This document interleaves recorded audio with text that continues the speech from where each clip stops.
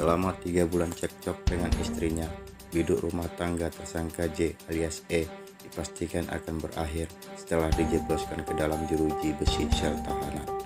Pria berusia 48 tahun itu ditangkap personel Satreskrim Polres Tanjung Balai setelah sukses menghamili putri kandungnya sendiri.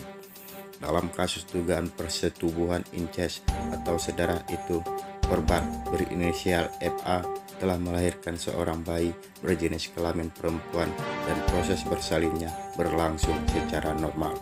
Kini remaja berusia 14 tahun yang semula tercatat sebagai siswi kelas 2 SMP negeri di Kota Tanjung Balai, Provinsi Sumatera Utara itu, keberadaannya sudah tidak lagi tinggal serumah dengan anggota keluarganya yang lain.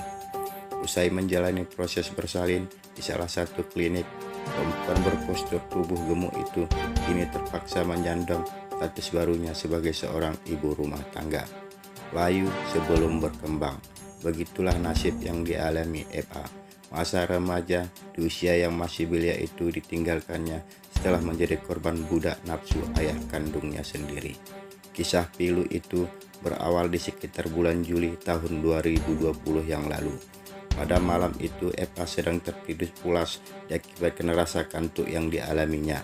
Sedangkan tersangka J alias E yang saat itu menginginkan persetubuhan dengan istrinya namun tidak tersalurkan membuatnya uring-uringan. Begitu melihat kemolekan tubuh putri kandungnya yang sedang tertidur di ruangan tamu, nafsu birahi bandit kelaminnya pun muncul seketika. Tak butuh waktu lama, dengan teknik ancaman pembunuhan, tersangka J alias E akhirnya sukses merenggut mahkota kesucian putri kandungnya sendiri. Saat menjalani pemeriksaan mengatakan bahwa kasus dugaan persetubuhan incest atau sedarah yang diperankannya dengan putri kandungnya itu sudah sebanyak 5 kali. Saya dengan ibu kandung anak saya sudah lama kabarnya renggang, tidak melayani kebutuhan saya. Itu kurang 3 bulan. 3 bulan. Bapak udah berapa kali melakukan perbuatan terkeji Pak? 5 kali. Tempatnya di mana aja tuh? Di rumah semua.